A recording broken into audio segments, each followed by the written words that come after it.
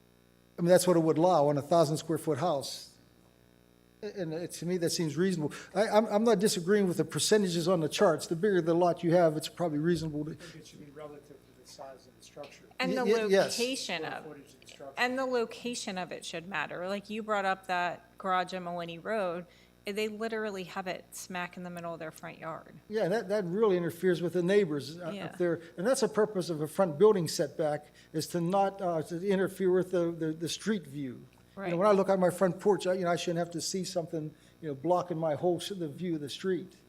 And Right. that's the purpose of it. So we need to clarify that as well. Yes, we have to do a lot of work on that one. I think when you gotta go down here to B too. It says they're exempt from building permits and everything. I don't think that should be like that. Well, sidewalks, No, it says accessory structures exempt from building permits and setback requirements. yeah, a sidewalk, driveway, a curb, a mailbox, lamp post, bird baths. You have to read the list Yeah, they're not below allowing it. any buildings in front of the building line.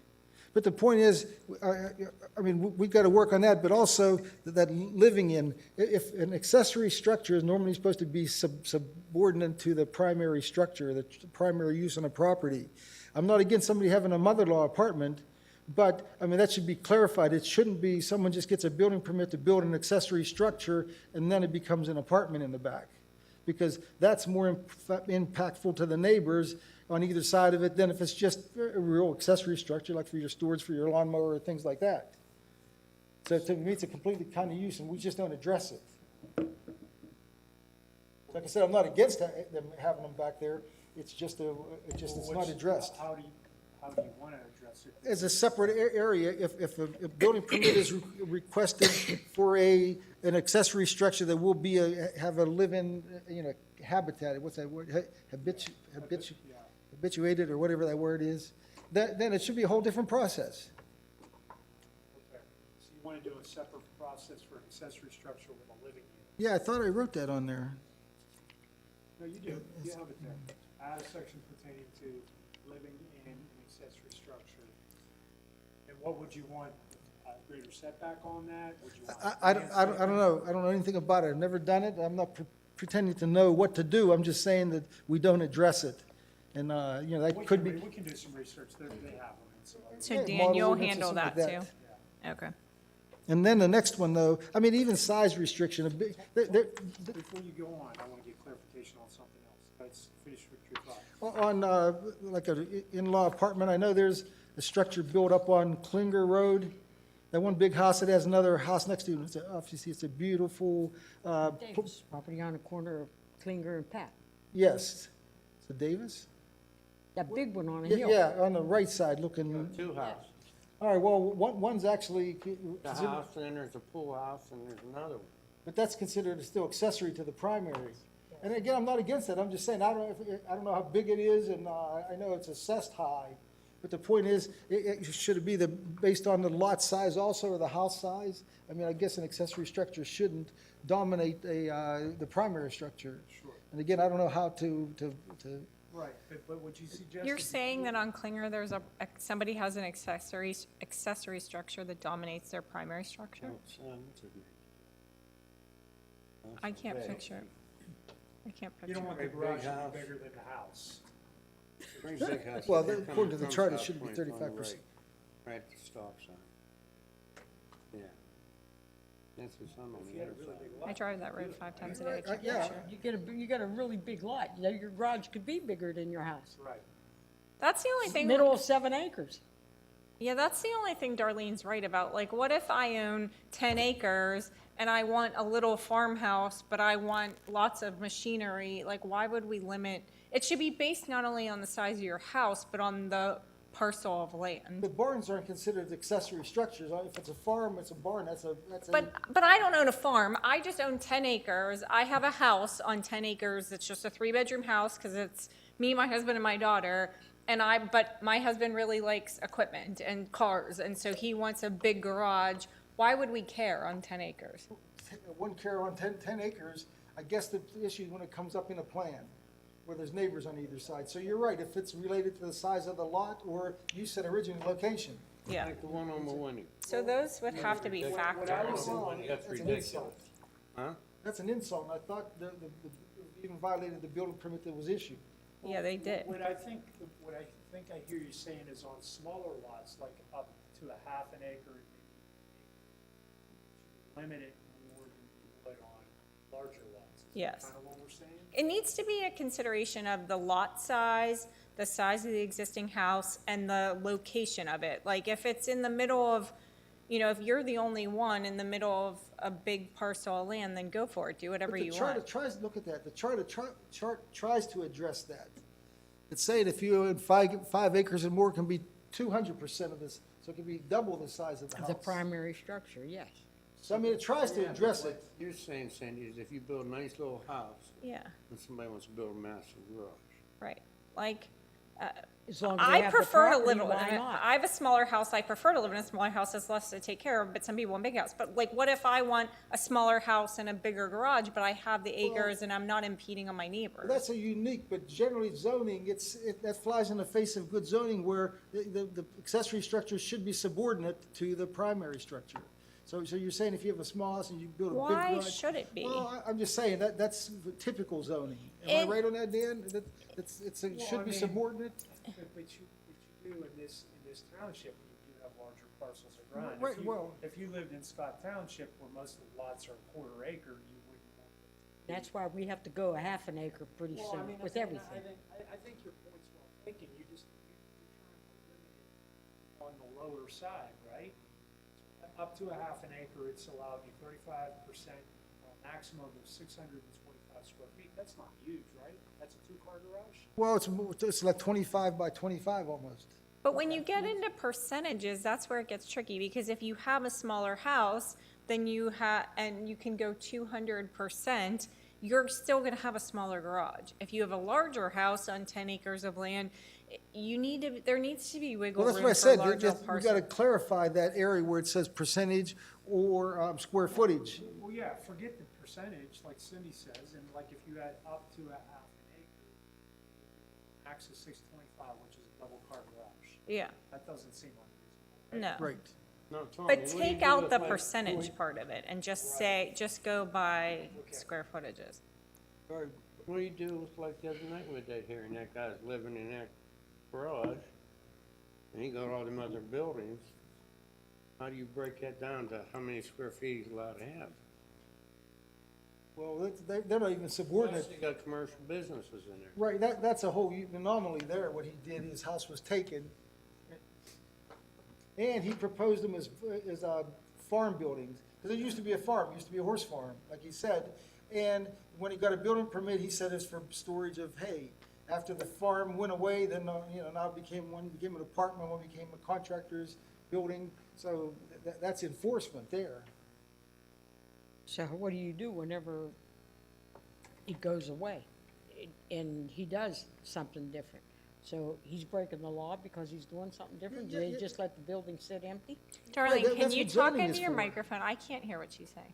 That's what zoning is for, No, I to can hear protect the you, I neighbors. can't hear Hey, her. all right, if everybody was so perfect with each other, and you wouldn't even need zoning.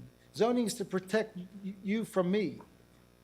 And you from me, like vice versa. Well, right, so I'm saying, that's the only reason we need zoning. If I was so perfect with you and you were perfect with me, we wouldn't even need rules like that. But whenever he has a farm down there and he turns it into a contractor's yard, naturally the adjacent neighbors are gonna be upset about it.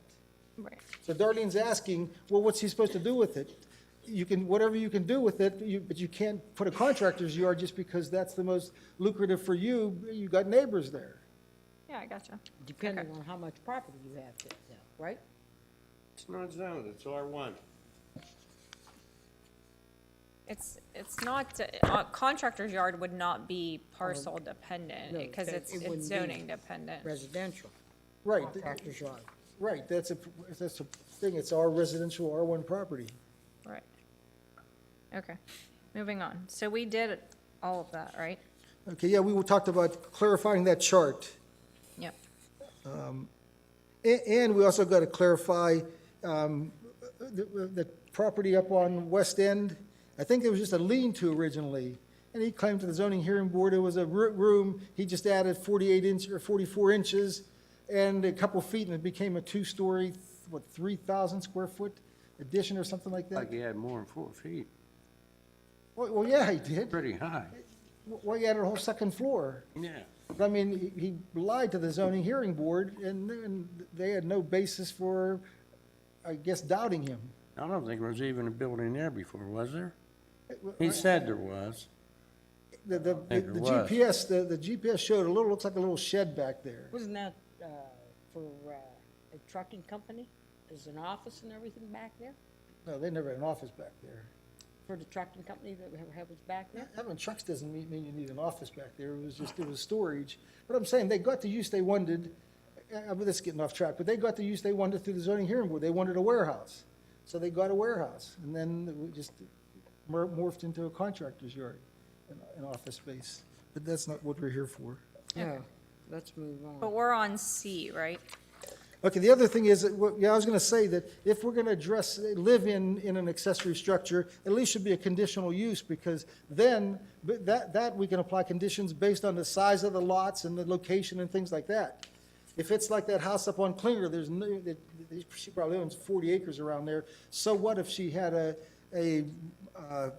live-in, like Ron called it, a house next to her, nobody would care. So I think that's the advantage of a conditional use. So I'm just saying, if we're gonna, adjust accessory structures in those square footage on the charts and things like that, when we address mother-in-law apartments and things like that, they should be under a conditional use. I think that's a good idea, because every situation is gonna be different. You know, it may impact where the location of it is, or, Or no impact. yeah, or you need a buffer or a greater side yard or something.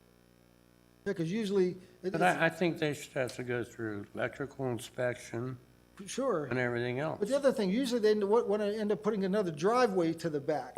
And our ordinance right now doesn't allow a driveway to go to the back, there's a restriction 2 or something like that. I'm not sure, I'm not up on it anymore, but I'm just saying, if you have an apartment in the back, then they want to put a garage back there so the mother-in-law can keep a car in, it might be impactful in some neighborhoods, and it might not have any impact. So I think that's why, like Dan said, it's a good idea for conditional use. Okay. These definitions, like, you don't want us to go through them tonight, do you? Well, yeah, we can change it. These should be changed right off the bat. We're having problems with these today. Well, but you just I didn't even have a chance to really read through. I think what we need to do is have everybody take these, make suggested changes, and come Right. back. But, we still have to have another hearing. We actually, before we do anything, we still have to have a hearing on all this, too. I'm Right. just presenting it for the first time. I'm just saying, though, like, there's no point in reading these aloud, because I need a All minute right, to think okay. through I mean, them. everybody If has a they want a copy. copy, they can You're see right, it, you're yeah. right. Okay, yeah, I mean, there's nothing to hide from a copy perspective, but. Right, but just so you know, for the private and the public improvements, there's a host of things that a developer in a plan can offer to do separate from us. He might put in a tot lot, which we don't require, but we don't care if he does that. But those are considered private improvements done at the option of the property owners. Right now, we only had 2 definitions, those that are private and those that are public, and it seemed like when you read them that they were all going to be turned over to the township. So this one, we don't care what they put in there, but sometimes our either developer's agreement or the approved PRD, we might require them to put in a tot area like we did up on the overlook. So that would become a required improvement, but a private one, because they're going to own and maintain it.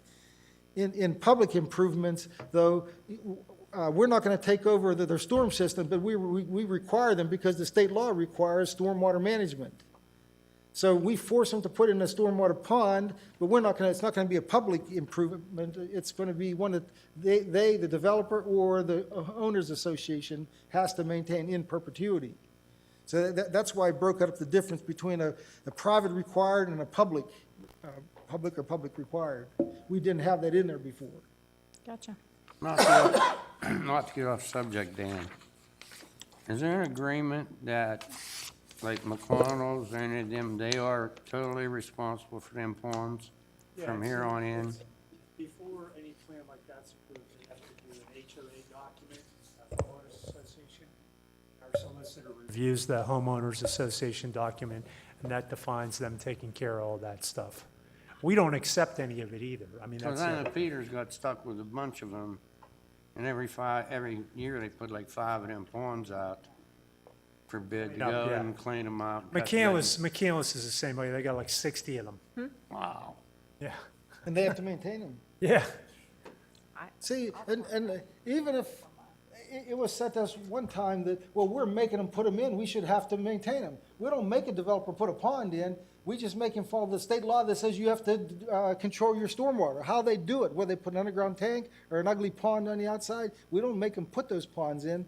And then if we ever agree to own them and maintain them, you know what they look like with weeds growing on them and things like that. Can you imagine our road guys going up there weed whacking around it, and then neighbors looking at it and saying, you know, your guys didn't do a good job. They left a lot of weeds over here in that corner where it's hard to get to, where it's steep.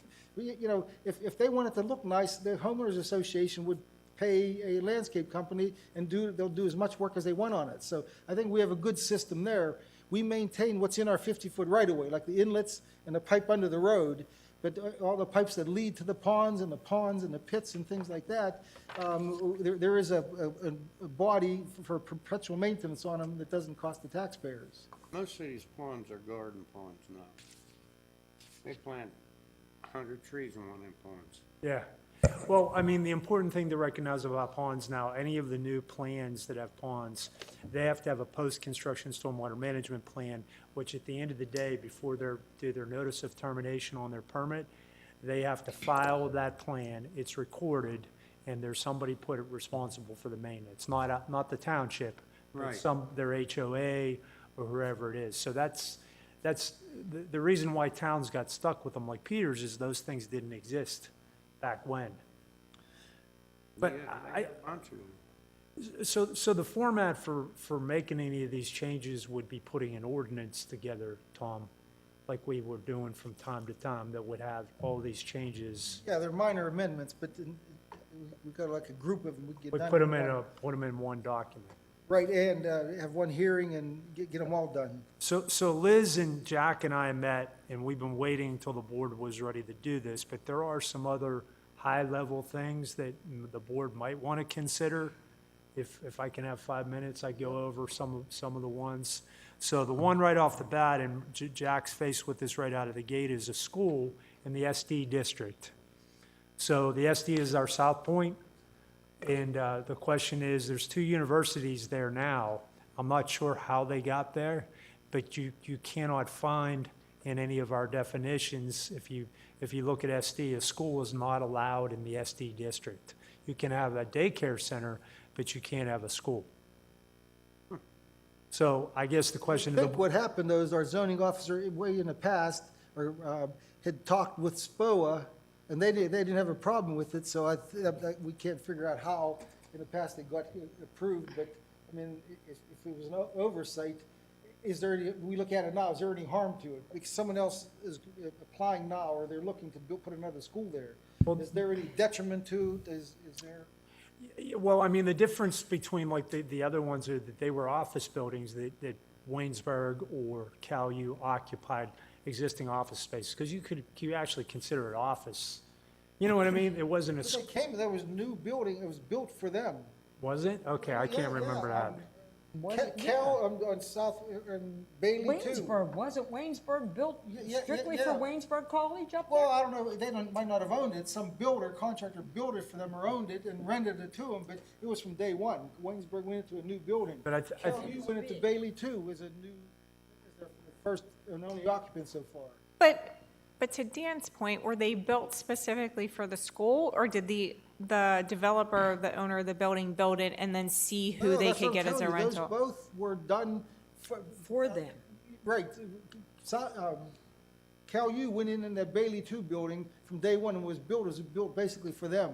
Now, there's nothing special in there. It's like Dan said, it still looks like an office building inside. The classrooms are just like bigger office spaces. But what we're proposed with now is a K through 8 school. Oh, really? Yeah, it's called the Goddard School, was that? They're calling it a classic academy. Right now, it's at the end of Klinger, that building, it's a Cosman building. As soon as you make a right to go up the hill, it's right on the left there. It's empty now, and now that there's no more tenants in there, they want to jump in and put a K through 8 in there. Wasn't that Waynesburg? No, that was a medical building. But yeah, There were a couple tenants in there. Yeah, but I know there's medical offices in there too. Might not, maybe not all of them. Oh, But the you mean- point is, I mean, that's different than a college, but yet is that detrimental to the South Point or to the township? I mean, I think there's a different, I don't know. Isn't I that don't a want to look private like I'm judging against the school, because I'm not, but it just depends. Like, do you want to keep it office buildings? Because if you're going to allow K-8 school in there, that's very different than an office building. But if you're going to allow, and like even the colleges, like they don't have a campus, so to speak. Like, it's just office buildings with classrooms that you're coming to learn.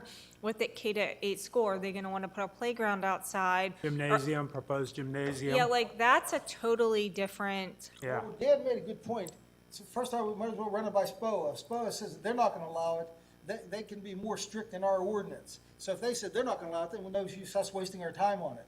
But if they don't have an issue with it, then we have a right to come in and weigh in on it then.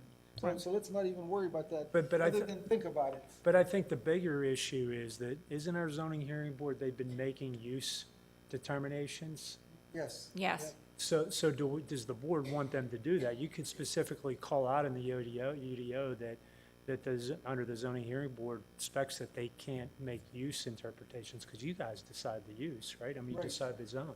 Through the ordinance. It's a good call. I think anytime they made a use decision that was in error, I don't think it's a regular part of what they do. Yeah, because typically what happens is if the board is in favor of a use that we don't have, you make a text change to the ordinance to allow it with certain conditions. I mean, that's the way most people approach it. There is no such thing as really a use variance, but people throw that around all the time. Right. So that was one of the issues.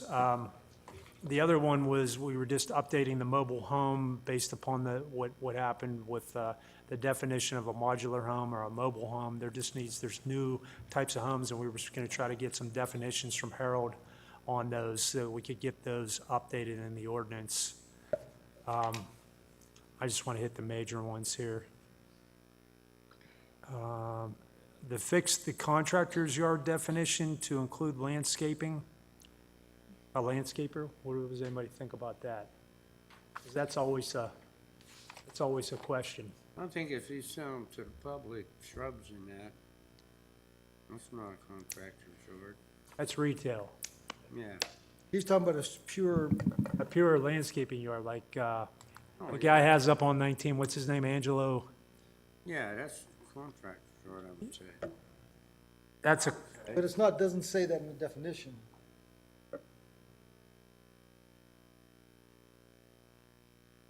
Yeah, that's right. He does, up on 19, he doesn't sell anything to the public. right, but it's a heartache, it's a bellyache for North Strabane. A&S does on 19.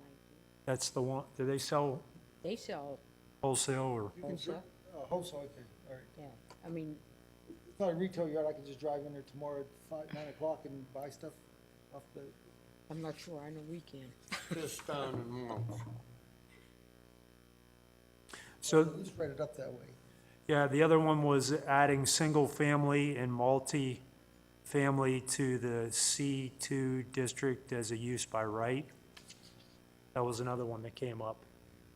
You know, you have a commercial zone, but you can't do single-family in it. I mean, that's a board decision. I'm not suggesting one way or another, but most commercial districts will allow for residential in them. Where that's considered down zoning, you can put residential and commercial, but you can't put commercial and residential. So there's nothing wrong with that kind of change to allow somebody that option to put a resident in a commercial zone.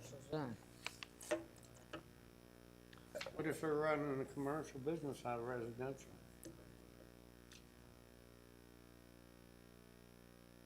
Well, then that's considered home occupancy or home business. We addressed that. Now, I don't know how big the business is, but they say hairdressers and barber shops and things like that, where you can have a sign, or else an accountant who has one employee. It's addressed. I don't know if it needs work on it, but it is addressed on home businesses in a Okay, in a residential and a commercial zone, but you can't put a commercial zone in a residential area. Right, that's a normal zoning. Okay. Just like you can put commercial and industrial, but you can't put industrial and commercial. So the other one that comes up a lot, becomes problematic is site plans. We have site plans that expire after 1 year approval. The municipality's planning code says 5 years they're good for. Then we need to change that.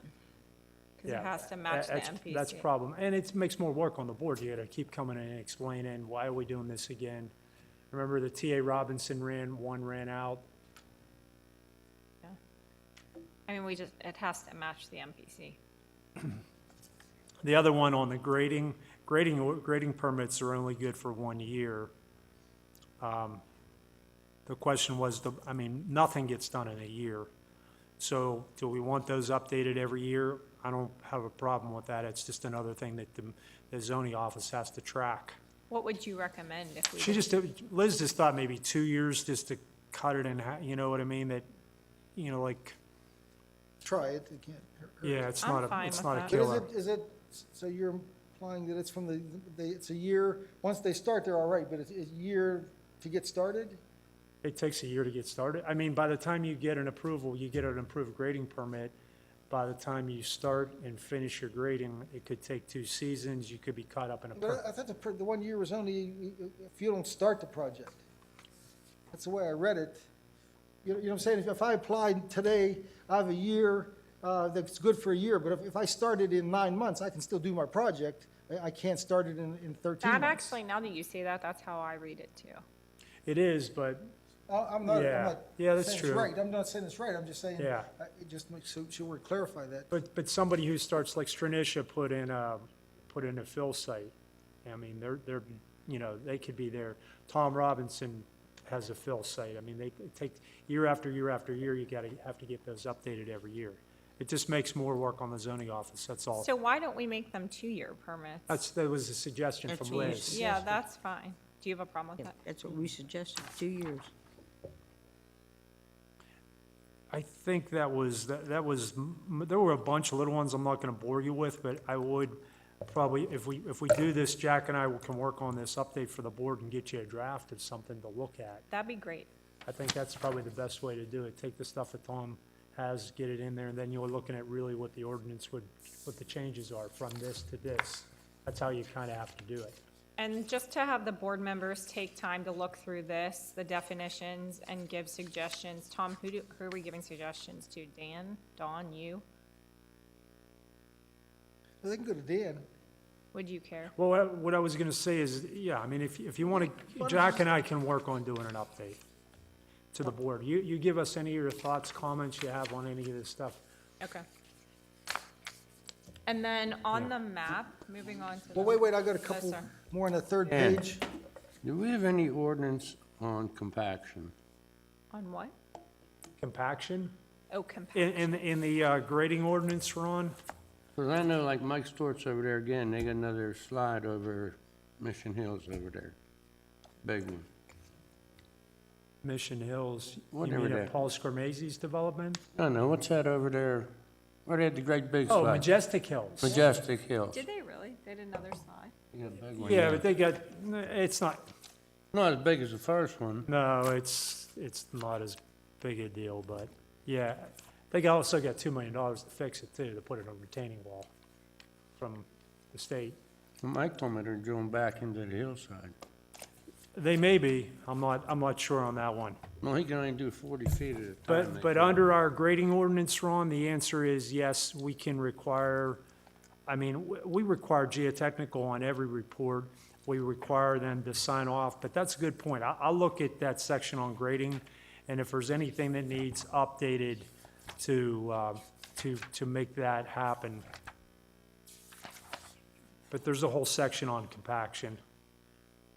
'Cause who got stuck holding the bag on that, Sabine? Supposed to be. At the end of the day, what happened was that Ryan Holmes and Norsterbain teamed together, bought out the lawsuits, and they are the ones that are acting on the lawsuits. And you had to get some What's that? donated. I mean, I'm involved, that goes without saying, but I mean, the people that, Joe DiNardo is the main culprit. I mean, he's the primary, and then he sued everybody else. What about Alden, or Alden, whoever did that? Yeah, Alden's involved, everybody that touched the job is involved. Well, they're That's out the of way business, lawsuits right? go. Unfortunately, you can be standing there doing nothing and you You're gonna be included. get sued. You breathe the wrong way and you drive a car there, you're gonna be sued.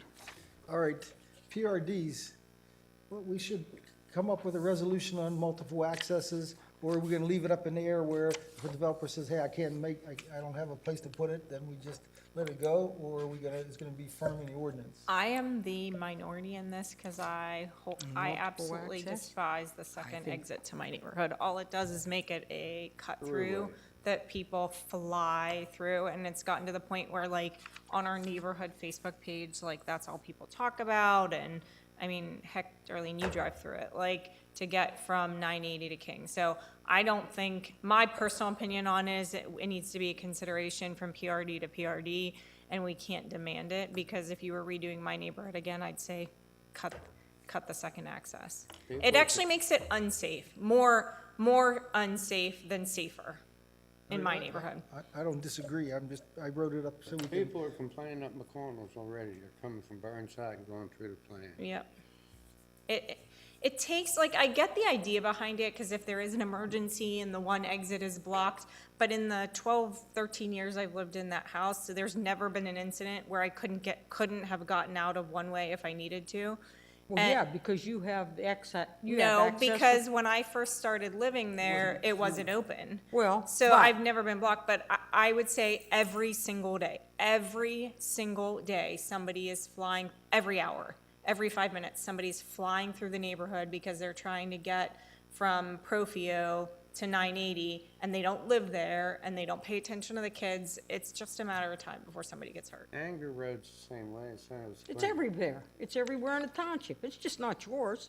I understand that. It's everywhere. It's even on the back roads where there's no houses. But the question is, going forward, do you want to require You say secondary something, sir. access points? Definitely.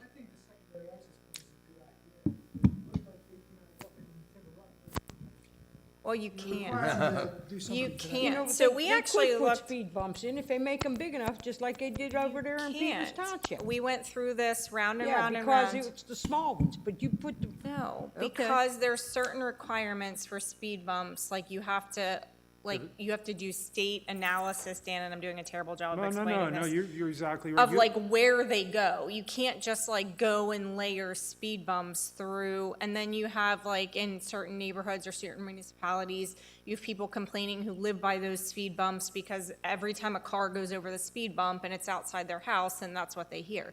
Like, I get it. I get the idea for emergency access, but I think you can't just demand it across the board for every neighborhood. It needs to be considered. If you're putting it where the secondary access go onto roads where you're not gonna have as many cut-throughs, then fine, do it. But if you're connecting like to a major state road like 980, I really think it creates way more of a safety hazard than it actually helps. So I just think, I'm not saying I'm opposed to secondary access, but you need to make, you can't just say it has to be across the board. Make sense? Bill, the problem with speed bumps is, it's when they go over them, these young kids, then they take off, squealing their tires and everything.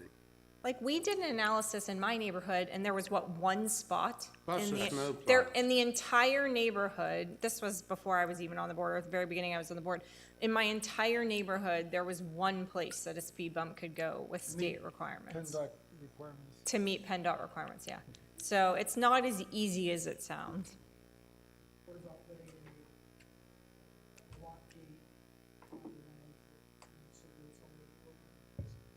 Yeah. So that's what we do, but that's exactly my point. Yeah, like, but when you're looking at a PRD or a plan, you can make that determination and say, okay, I think this plan, you could have 2 exits.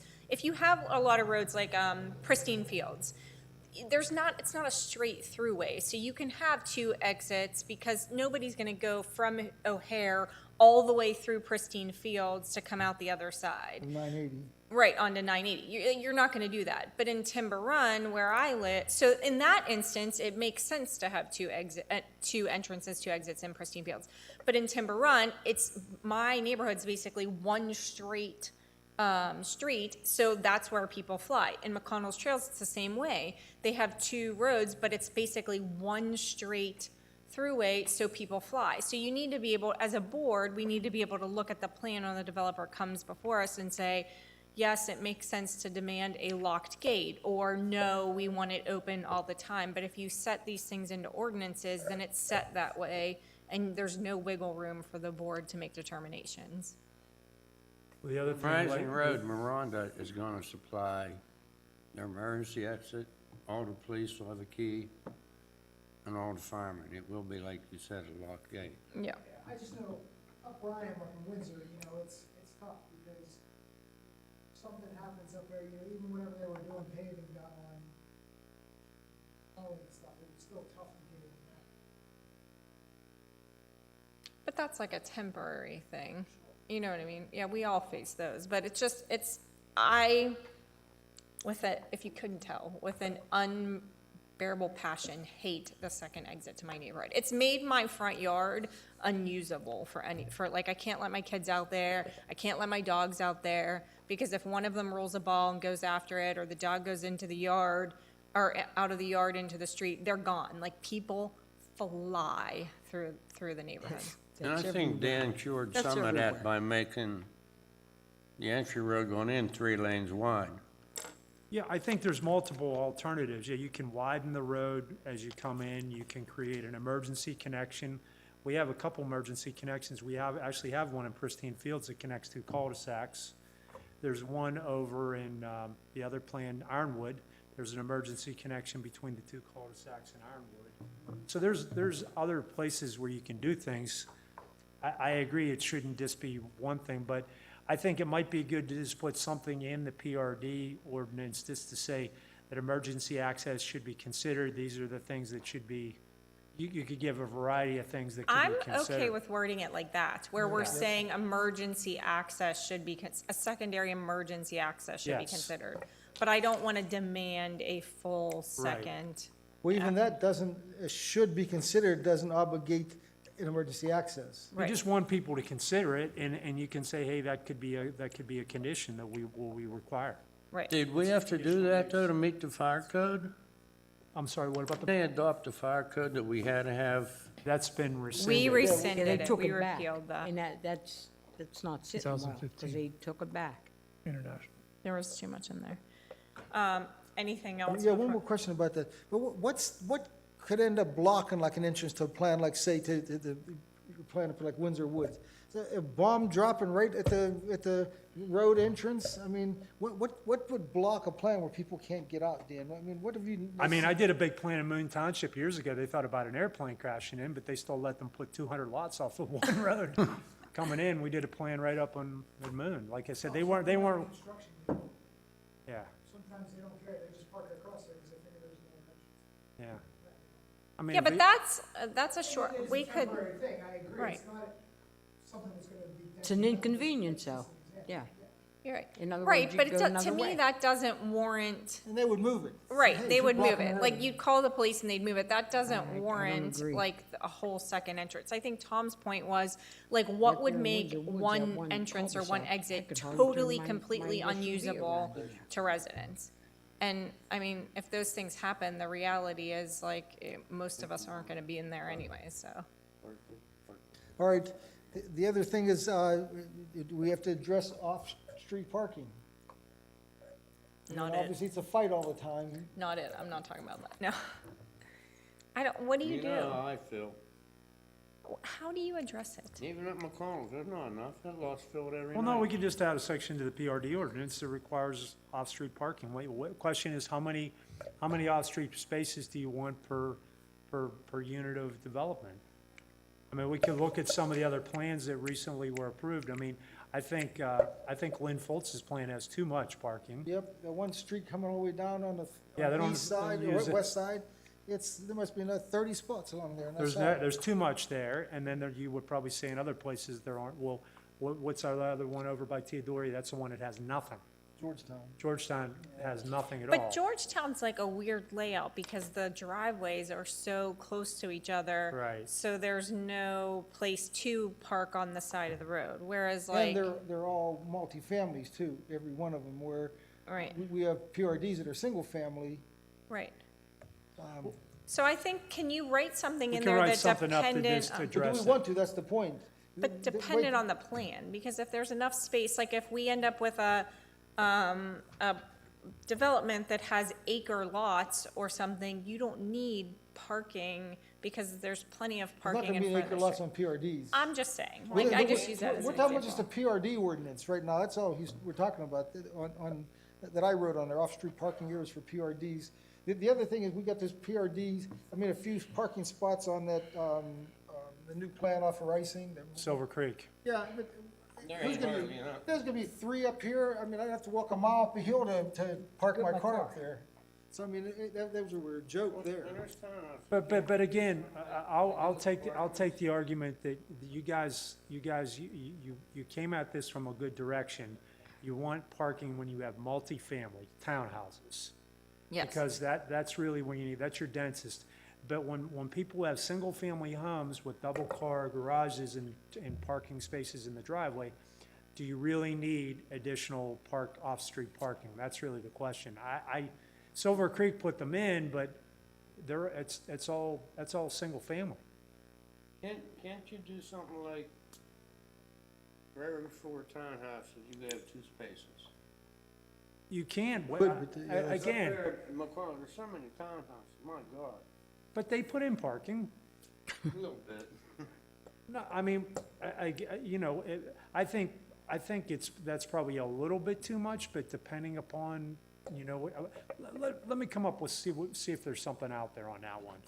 I don't think that'll be hard to find something for additional parking. Well, and we have enough PRDs, we should have some history to learn something ourselves. Well, have we gotten any complaints on parking at McConnell Trails? No. I haven't heard any. If you talk to police, because I actually had this conversation with them, the issues aren't in neighborhoods like McConnell's Trails or Timber Run or Windsor Woods. The issues are in townhome communities like Georgetown, Sherry Brook. Cherrybrook, where there's less space between driveways for cars to park. Because if, we'll just say I'm having a party or Bill's having a party, people are parking outside of our houses, there's enough space not to block the neighbors' driveways. It's not those, it's townhome communities where they get the complaints. All right, we can look at that. And then I brought on shared parking. I remember we had an issue somewhere about shared parking. I don't know if it was timing or weekends or something like that. And it wasn't clear in the ordinance. Can anybody recall?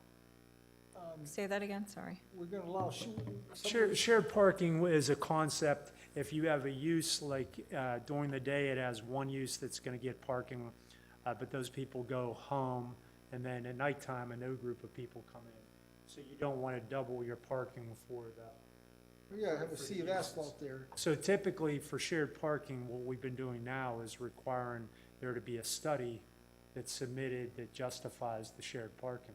You can do that. A lot of ordinances have that provision, and if they can tell you the times and the uses of the occupancy versus of the spaces, I'm just trying to think of an But we example. also wrote in there that if the use changes, they have to, who's looking to put less parking in because they can share with their neighbor, they have to have the least available space to put their office building size requirements at 1 parking space for every 300 square foot.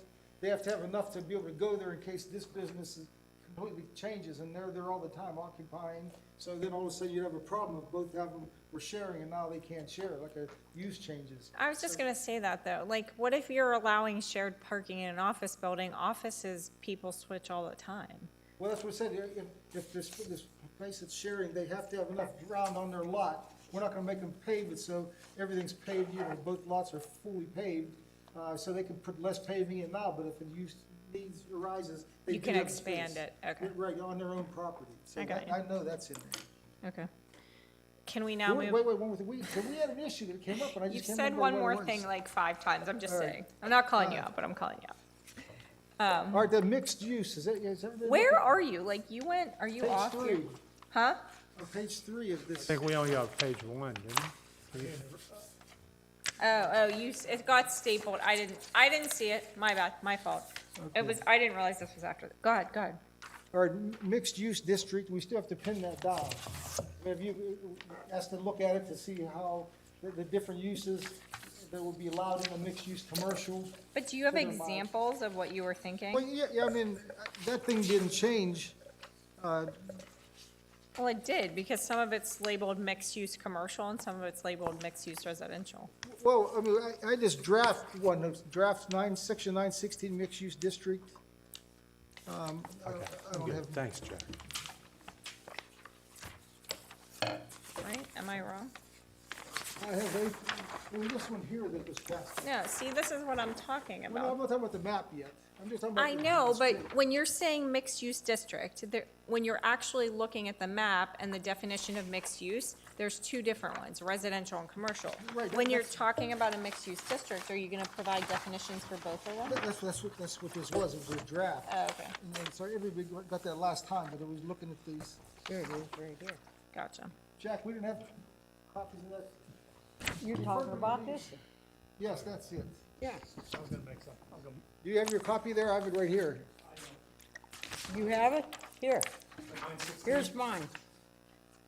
Yeah, just to take it home, so they can. All right, then we can go on then. This last thing I had was, last meeting, we talked about that proposed zoning map that we had here, the new zoning map. I looked at that again, and I think I mentioned this to Cindy. I looked at that, all the zoning the property around the Cherry Brook. There's a plant there, it's only at half capacity. So they have a lot of room for some development into that plant, but all the property around that abuts Cherry Brook area and the new highway ramps for the toll road in 79, it's all their access is through residential property, so we don't allow commercial development through residential property anyhow, so that's out of the question. There was a lot of property that's showing red on there, I think, and that's worthless. So we have That's to gonna change be that. But residential Dan, there was from the also Dan, there was also a change that you said needed to be made. Yes? Yeah, there's a. This is for, That's Morgan's Road going up South Fayette. I'm talking on 79, all this. Right. Yep, It's all just, that. There's a change that needs to be made up off of Rising Road. If you recall, we talked about the historic structure on the piece of property. When the map was made up, it was built. This is not a part of Silver Creek. This little square and this, and I would assume that the board would want this to be mixed-use residential, similar to the way it got broken up on this side. Looked around the property line. Dan, now is that where Burns and Skello bought both sides up there of the hill? I'm not sure. You know where the paintball place is? No. it's off of Rising where the new the new toll road comes Burns and down. Skello bought all the land on both sides of the ramps, Okay, getting off and getting on. All the way down to Rising? Yeah.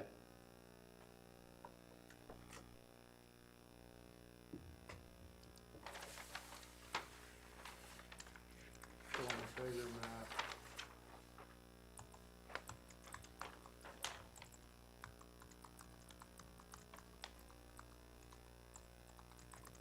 well, it looks like all that property was proposed to be mixed-use commercial. You see that, Ron? What? All that property, just push it back up to Dan. It's this area right here. Mixed-use commercial. Yeah, That's all proposed to be mixed-use commercial. Green is commercial, the red is residential. But we have to define that. Well, it is, on that, Jack's getting that, It isn't approved defined. no, it's, you gotta review it. and- Right, It's just a draft right. of what it could look like.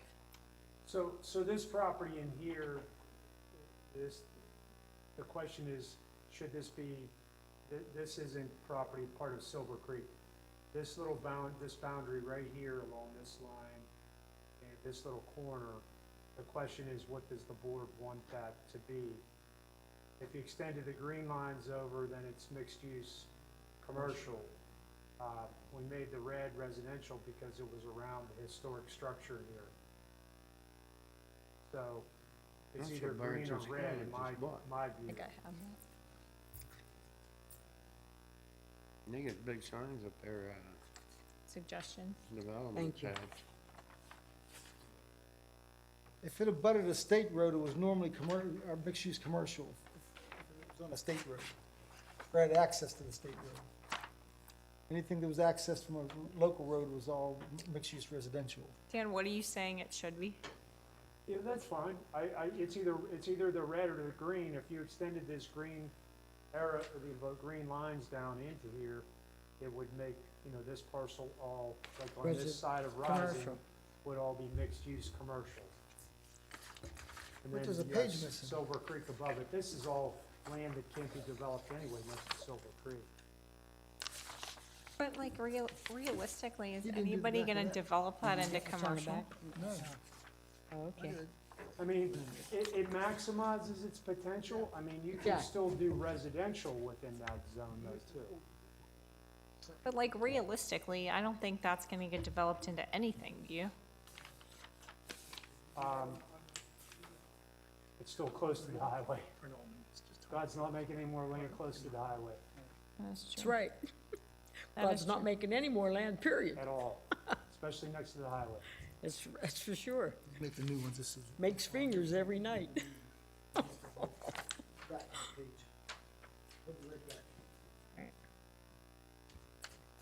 Does the board want to make that change, to make that mixed use commercial then? Sure. Yes. Okay, so we could, Dan, will you update that then? Yes. Thank you. Now, you done with that? Yeah.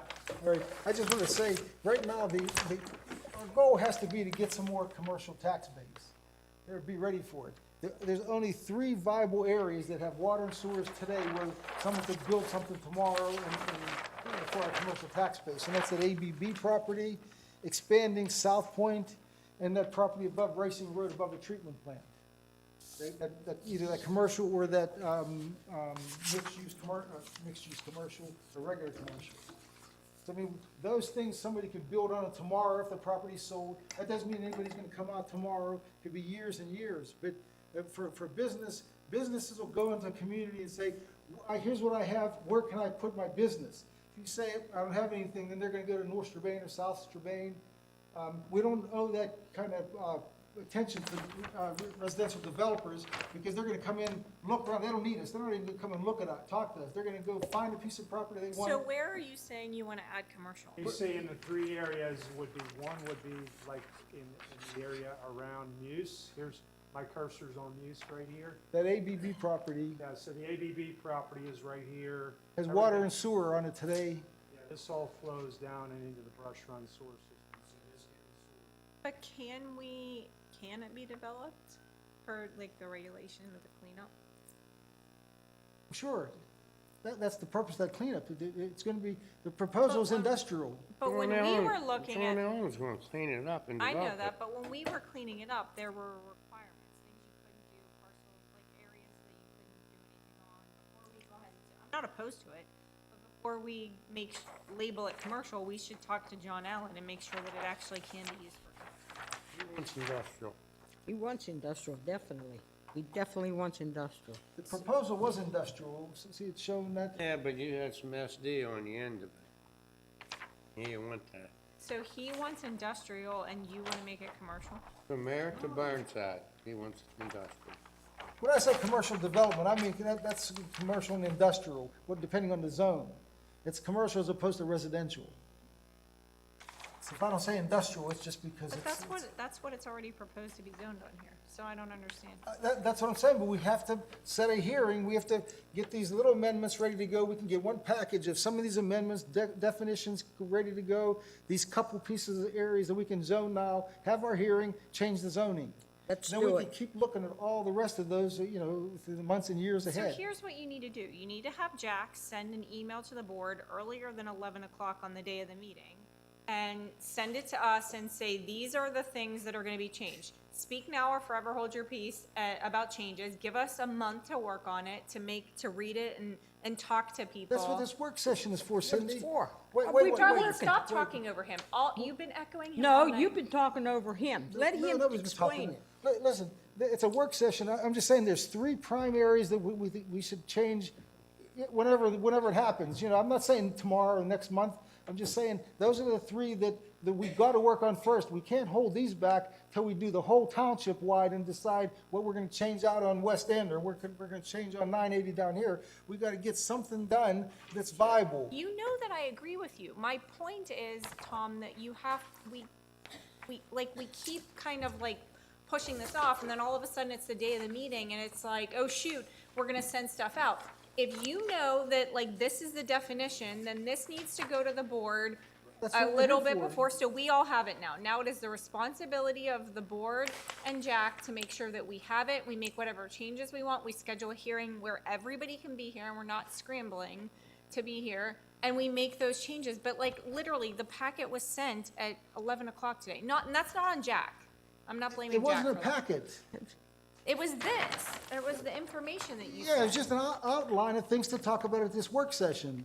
Right, And but I'm just saying that for zoning changes on this whole map, there's three areas that we got to consider. And we could do it right away. The rest of it can wait.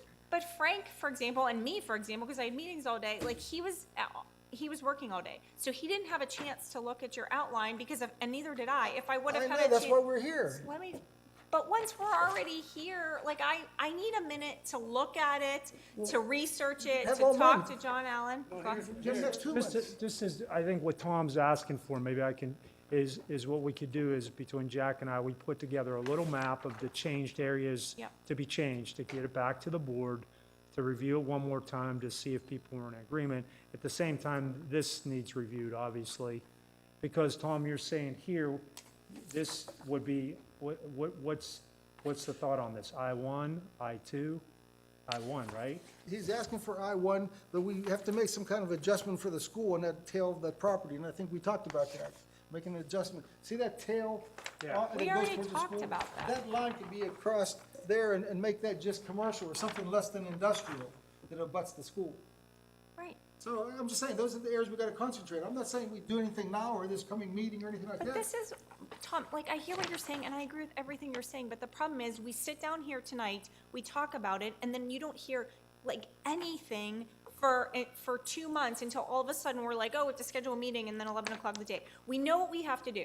So now it's in the lap, sorry, Jack, of Jack and Dan and you who are pushing these things to make an organized packet or an organized piece of information that we can all look at and say, yep, we agree and we're comfortable voting, and then we schedule it in June as soon as we can, and we move forward with it. We didn't even, like, no offense, but we didn't even really need to be here tonight, because a lot of the stuff we walked through, we've all talked about 5 times. You finally got nobody said they saw this or had it. I did. You sent this to me unless Yes. it's changed. That I was in have our it. other packet. So is there consensus to at least come up with a proposal around use, right? Everybody's in agreement, with something, show it to the board, and make sure that you have something to look at and say, this zone's gonna be industrial, I-1, and then there'll be a strip of commercial, and then maybe this is nothing, right? It stays the way it is. So we'll come up with something. So what's the other area that's, Tom, you're saying up here? That above expansion of SD past Ironwood along Klinger. Okay, I know it's the Barney property and the Lewandowski property. okay. And It's then, 2 big parcels that abut South Point. and then the third area is this whole. Yeah, anything we can do above the treatment plant on Ricing on the state road. Those have to be separate votes. Like, there have to Yeah, be well, they will be. separate They will. votes. Yeah, they have to be. For these viable areas, you might as well take the ABB off there, you know what's going in there. I mean, Not if we why, don't change why, it. Not if we don't change it. Huh? It's BPD right now, Ron, you want it to be industrial. Yeah, that's what he wants, but I mean, it's not a viable area as far as development. Industrial He's it looking is. for- Understood, but he'll still need zoning when he decides to Yeah. build something. He needs us to change the zone. The industrial. That's what he wants. And we gotta be careful on, near We the have school to be area. careful of the residents too, like, we have to make sure the residents in Muse are protected, and we have to make sure that they know that this change is happening. Yeah, you're gonna have to have a public hearing and notify people and all that kind of Yeah, stuff. like, we have Once the- we have to make a concerted effort to make sure the people in Muse It'll be know. posted. Yeah, like, know about this, because I don't want blowback, like, after we make that change, of everybody screaming and yelling that they didn't know that that property that close to residential was gonna be made industrial. You're surprised with me, we never told all them people in Muse it's contaminated around their houses.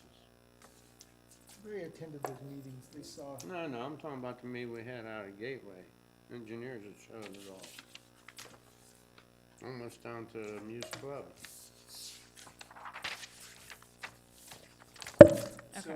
So just kind of summarize, first things we talked about were changes to the UDO, which we went over. So we'll come back with a document that would substantiate all the changes to the UDO is number one. Number two is to come back with some changes to the zoning map proposed around the areas that Tom's talking about. And number three is to look over the mixed use, adoption of the mixed use section to the ordinance. But we have to know, we have to agree too with the definition of mixed use, because that is, the mixed use residential and mixed use commercial are new. So that goes hand in hand with the adoption of the map. That's a whole separate section to add. Right, Yeah. and so people have to people being the board members, need to understand what they're voting on when they vote. You need to take the time to read the words before you vote on the map. Right, that's what this is, that's all mixed use then. draft. Yes. Yeah, this would be a whole separate ordinance just to add this to the, I think this is different than the other stuff. Right, that's, Yeah, add this as a standalone section. well, we can't change zoning, and this has to come before the zoning. We have to create the zone before we can say this property is zoned. Yes. Right.